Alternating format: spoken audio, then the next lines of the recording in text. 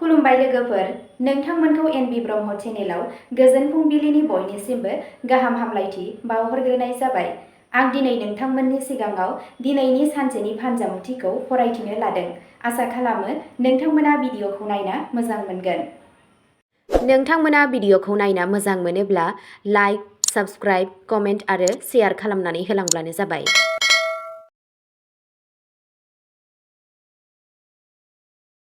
दिनै 3 आगस्ट 2026 मायथाइ एबा 17 सावन दान 1433 मायथाइ समबार। गिबियावनो दङ मेष राशि। समबारनि बे गोथार फुंआ नोंथांनि जिउआव गोदान थांखि आरो गोहो लाबोगोन। सप्तानि जागायनायाव नोंथांनि गोदान मावथांखिफोरा गोजौ मावख'गिरिफोरनिफ्राय आबुं हेफाजाब मोनगोन। इसोर शिबनि अननायजों साख्रि मावनाय सुबुंफोरा खामानि थिलियाव गोदान बिबान मोननो हागोन। रांखान्थियारि बिथिङा गोख्रों जागोन आरो फालांगियाव गोदान रादायफोराव सागान होनो हागोन। मोनाबिलियाव नखरनि सुबुंफोरजों बबेबा धोरोमारि थावनियाव थांनो खाबु मोनगोन। नोंथांनि दिनैनि खाफालगोनां दिगा जादों सानजा, खाफालगोनां अनजिमाया जादों 1 आरो खाफालगोनां गाबा जादों रोजा गोजा गाब। वृषभ राशि। दिनै नोंथांनाव नाजानाय आरो धैर्यनि मोनसे रुजुजायै मोनदांथि थागोन। फालांगियाव हाबाफारिफोरा बांगोन आरो स्टक मार्केट एबा सिगांनि रां थिसननायनिफ्राय मोजां राङारि मुलाम्फा जागोन। बेंकिं आरो खुंथायारि सिबिथायजों सोमोन्दो थानाय सुबुंफोरनि थाखाय दिनैनि साना जोबोद मोजां सान। नोंथांनि जिउनि लोगोरिजों रायज्लायनाया साबसिन जागोन, जाय सोमोन्दोआव गोदै लाबोगोन। गावनि सावस्रिखौ जोथोन ला आरो फुंआव एसे एक्सारसाइज खालाम। नोंथांनि दिनैनि खाफालगोनां दिगा जादों खोला सानजा, खाफालगोनां अनजिमाया जादों 6 आरो खाफालगोनां गाबा जादों क्रिम गुफुर गाब। मिथुन राशि। सप्तानि गिबि साना नोंथांनो गोबां मोखांनि जाफुंसारनाय लाबोगोन। मावख'आव नोंथांनि मावथाय आरो जुक्तिगोनां रोंग'थिखौ जोबोद बाख्नायनाय जागोन। गोबाव समनिफ्रायनो थाबथानानै थानाय जायखिजाया सोरखारि खामानिफोरखौ दिनै गोरलैयैनो फोजोबनो हायो। लाइमोनफोरा केरियारजों सोमोन्दो गोनां माखासे गिदिर आरो गोजोनथाव खौरां मोननो हागोन। मोजां मोनज्लायनायनि जिउआव गोदान थुलुंगाखांनाय फैगोन। मोनाबिलियाव लोगोफोरजों मोनसे गोजोनथाव रायज्लायनाय जागोन। नोंथांनि दिनैनि खाफालगोनां दिगा जादों साहा, खाफालगोनां अनजिमाया जादों 5 आरो खाफालगोनां गाबा जादों बाथ' गोथां गाब। कर्कट राशि। अखाफोर मोदायनि अननायजों दिनै नोंथांनि गोसोआव जोबोद गोजोन आरो रोखा थागोन। आरिमु, थुनलाइ आरो मुलि बिथिंजों सोमोन्दो थानाय सुबुंफोरा दिनै मोनसे गिदिर जाफुंसारनो हागोन। रांखान्थियारि बिथिङाव नोंथांनि गियानआ गोबां मुलाम्फा जागोन आरो हरखाब रांखान्थियारि मुलाम्फानि जाथावना दं। नोंथाङा नखरनि बिथिङावनो गेदेरफोरनि बोर मोनगोन। बेलासि समाव नोंसोर गावनि मोजां मोननाय आदारखौ गावनि जिउनि लोगोरिजों रंजागोन। नोंथांनि दिनैनि खाफालगोनां दिगा जादों सा सोनाब, खाफालगोनां अनजिमाया जादों 2 आरो खाफालगोनां गाबा जादों सिलभार गाब। सिंह राशि। दिनै नोंथांनि दैदेननाय रोंग'थिखौ जेरावबो बाख्नायगोन। सप्ताया मोनसे गोजोनजों जागायगोन आरो नोंथांनि सानस्रिफोरा मावख'आव जौसिन गोनांथि मोनगोन। फालांगियाव गोसारहोनायनि गोदान लामाफोरा बेखेवगोन आरो गुबुन हादोरारि सोमोन्दोफोरा मुलाम्फा जागोन। बादायारि आनजादनि थाखाय थियारि जानाय फरायसाफोरा माखासे गोजोनथाव फिथाय मोननो हागोन। सावस्रिनि बिथिङाव दिनै नोंथाङा जोबोद गोजोन आरो खुसि मोनदांगोन। नोंथांनि दिनैनि खाफालगोनां दिगा जादों सानजा, खाफालगोनां अनजिमाया जादों 9 आरो खाफालगोनां गाबा जादों कमला गाब। कन्या राशि। दिनै नोंथाङा नोंथांनि बिजिरलु सानस्रिनि मोनसे गिदिर मुलाम्फा मोननो थांगासिनो दं। फालांगियारि बिथिङाव लेनदेन खालामनाय समाव एसे सांग्रां जा, नाथाय सानजौफु समाव रांखान्थियारि थासारिया गोख्रों जागोन। मावख'नि लोगोफोरनि हेफाजाबजों गोब्राब खामानिफोराबो गोरलैयैनो फोजोबजागोन। नखरारि जिउआव गोजोन थागोन।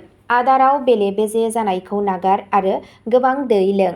नोंथांनि दिनैनि खाफालगोनां दिगा जादों सा सानजा, खाफालगोनां अनजिमाया जादों 4 आरो खाफालगोनां गाबा जादों गोमो गाब। तुला राशि। सुख सुबिदा आरो गोदान फालांगिनि थाखाय दिनैनि साना जोबोद मोजां जागोन।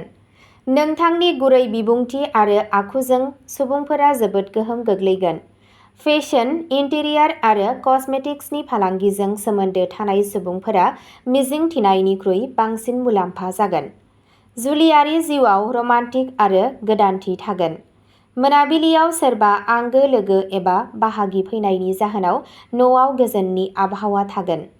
नोंथांनि दिनैनि खाफाल गोनां दिगा जादों सोनाब, खाफाल गोनां अनजिमाया जादों 7 आरो खाफाल गोनां गाबा जादों रेजें निला गाब। वृश्चिक राशि, दिनै नोंथांनि गोसोनि गोहोनि सिगाङाव गासैबो हेंथाफोरखौ फोजोबगोन। बिजिरसालि एबा सम्पथिजों सोमोन्दो थानाय दावराव-दावसिफोराव थासारिया नोंथांनि फारसे नुजागोन। साख्रि मावनाय सुबुंफोरा गाव गावनि खामानियाव आबुं गोसो होनो नांगोन, जाय बेरेखा हान्जाखौ फेजेनगोन। मोजां मोनज्लायनाय जिउआव गावजों गाव फोथायनाया बांगोन। मोनाबिलियाव इसोर शिबखौ सिबिनाया गोसोआरि नारसिनथायनिफ्राय उदां जागोन। नोंथांनि दिनैनि खाफाल गोनां दिगा जादों खोला सोनाब, खाफाल गोनां अनजिमाया जादों 3 आरो खाफाल गोनां गाबा जादों रोजा मै गाब। धनु राशि, सप्तानि बे गिबि साना नोंथांनि थाखाय खाफाल आरो गोदान गियानखौ बांहोनायनि लामा दिन्थिगोन। दिनैनि साना फोरोंनाय, आयेन आरो बिजिरसंनायजों सोमोन्दो थानाय सुबुंफोरनि थाखाय जारिमिनारि जाफुंसारनाय होनो हागौ। रांखान्थियारि नोजोरजों थासारिया गोजोनथाव जागोन आरो थाबथानाय रांखौ मोनगोन। नखरनि सोद्रोमाफोरजों मोजां गोरोबलायनाय जागोन। जायखिजाया मोजां खामानियाव बाहागो लानो थाखाय मोनसे फ्रेमवार्क थागोन। नोंथांनि दिनैनि खाफाल गोनां दिगा जादों सा सानजा, खाफाल गोनां अनजिमाया जादों 8 आरो खाफाल गोनां गाबा जादों हालदै गोमो गाब। मकर राशि, नोंथांनि फोथायथि आरो खस्थ'आ दिनै फिथाय होगोन। मावख'नि गोजौ मावख'गिरिफोरा नोंथांनि खामानि मावनायनि आदबजों गोहोम गोग्लैनो हागौ आरो मासि जौगाहोनायनि इसारा होनो हागौ। फालांगियाव गोलाव समनि बिथांखिफोराव खामानि मावनो जुरिजेननायनि समा गाहाम। बिमा-बिफानि सावस्रिया मोजां जागोन, जायनि थाखाय गोसोनि जेंनाया गोजान जागोन। मोनाबिलियाव प्राणायाम एबा यगा खालामोब्ला देहायारि मेंनाय गैया जागोन। नोंथांनि दिनैनि खाफाल गोनां दिगा जादों खोला, खाफाल गोनां अनजिमाया जादों 10 आरो खाफाल गोनां गाबा जादों रोजा हाथफ्ला गाब। कुम्भ राशि, दिनै नोंथांनि समाजारि सिनायथिखौ बांहोनो आरो गोदान सानस्रिफोरखौ मावफुंनो थाखाय मोनसे मोजां सान। साख्रियाव लोगोफोरनिफ्राय आबुं मदद मोनगोन, जायनि जाहोनाव जेथो गोनां मावथांखिफोरखौबो गोरलैयैनो फोजोबनाय जागोन। रांखान्थियारि मुलाम्फानि गोदान खाबु मोनगोन, जायखौ नोंथाङा मुलाम्फा खालामनायाव जाफुंसार जागोन। मोजां मोनलायनायनि सोमोन्दोआ गोख्रों जागोन आरो नोंसोर गावनि लोगोरिजों गोजोननि बुब्लिफोर रंजानो हागोन। नोंथांनि दिनैनि खाफाल गोनां दिगा जादों सोनाब, खाफाल गोनां अनजिमाया जादों 11 आरो खाफाल गोनां गाबा जादों निला गाब। मीन राशि, समबारआ नोंथांनो गोसोआरि गोजोन, सोरजिलु आरो इसोरारि गोजोननाय लाबोगोन। जुदि नोंथाङा मोनसे गोदान खामानि जागायनो सानदों, अब्ला दिनैनि साना जोबोद मोजां सान। फालांगियाव मुलाम्फा जागोन आरो आयनि फुंखाफोरा बांगोन। गथ'सानि फारसेनिफ्राय माबा मोनसे मोजां खौरां मोनब्ला नों गोजोननाय मोनगोन। मोनाबिलियाव नोंथांनि आंगोफोरजों गोजोनै थांगोन।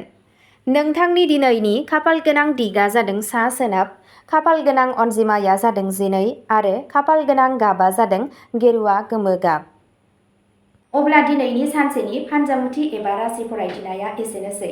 नोंथांमोनहा सानफ्रोमबो फुंबिलि समाव बेबादिनो सानसेयारि फानजामुथि नायनो गोसोब्ला चेनेलखौ साबस्क्राइब खालामनानै लादो आरो भिडिअखौ नायनानै मोजां मोनदोंब्ला अन्नानै लाइक, शेयार आरो कमेन्ट खालामनानै होनो दाबाव। गोजोन्थों।